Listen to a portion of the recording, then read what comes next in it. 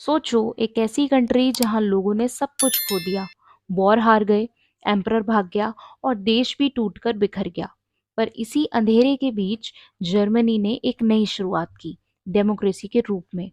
यही था birth of Weimar Republic, एक नया जर्मनी जो मोनार्की से डेमोक्रेसी बन गया।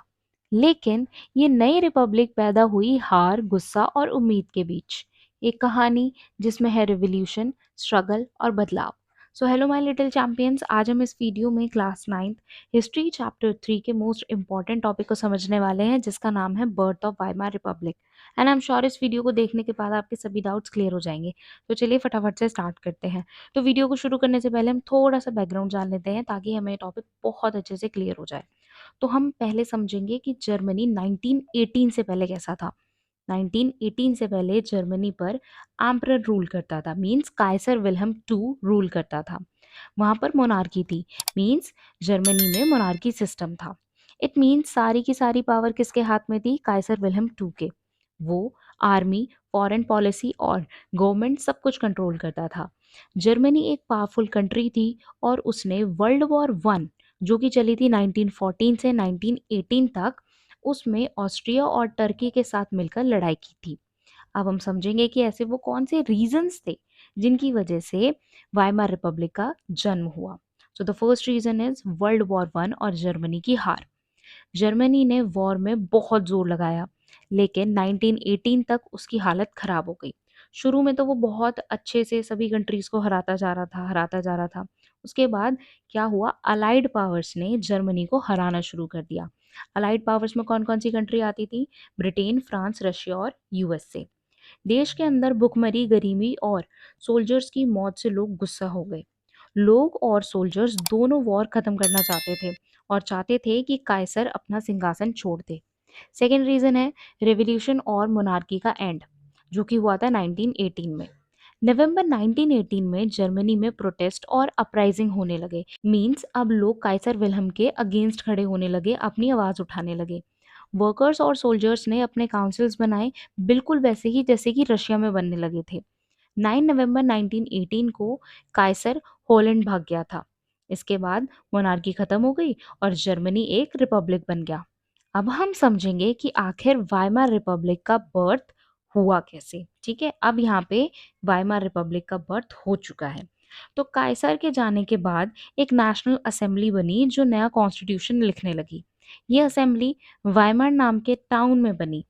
अगस्त 1919 में नया डेमोक्रेटिक कॉन्स्टिट्यूशन लागू हो गया। इस तरह वाइमार रिपब्लिक का जन्म हुआ। अब हम वाइमार रिपब्लिक के मेन फीचर समझेंगे। सो the first feature is democracy. Germany अब एक डेमोक्रेटिक रिपब्लिक बन गया, जहां लोग अपनी गवर्नमेंट इलेक्ट करते थे। यूनिवर्सल एडल्ट फ्रेंचाइजी मींस 20 साल से ऊपर के सभी लोग, चाहे वो लड़का हो या लड़की, दोनों वोट दे सकते थे। थर्ड रीजन इज प्रेसिडेंट और पार्लियामेंट। प्रेसिडेंट हर 7 साल में इलेक्ट होता था, पार्लियामेंट कानून बनाती थी और चांसलर, प्रेसिडेंट एक चांसलर अपॉइंट करता था जो गवर्नमेंट चलाता था। ट्रीटी ऑफ वर्साइल 1919 एक बहुत बड़ा झटका। इसको समझना क्योंकि बहुत जरूरी है, क्योंकि जब वाइमार रिपब्लिक का बर्थ हुआ तो उसके बाद ये जो ट्रीटी ऑफ वर्साइल थी, इसने जर्मनी के अंदर बहुत उथल पुथल फैलाई। कैसे? क्योंकि जब जर्मनी वॉर हार गया था तो अलाइड पावर्स ने जर्मनी से एक ट्रीटी साइन करवाई, और उस ट्रीटी का नाम क्या था? Treaty of Versailles. तो समझते हैं अब इसको। वाइमार रिपब्लिक के बनने के तुरंत बाद जर्मनी को ट्रीटी ऑफ वर्साइल साइन करनी पड़ी अलाइड पावर्स के साथ। ये एक बहुत ही ह्यूमिलिएटिंग ट्रीटी थी। जर्मनी ने अपनी 13% लैंड, सारी कॉलोनीज, 75% आयरन और 26% कोल खो दिया था।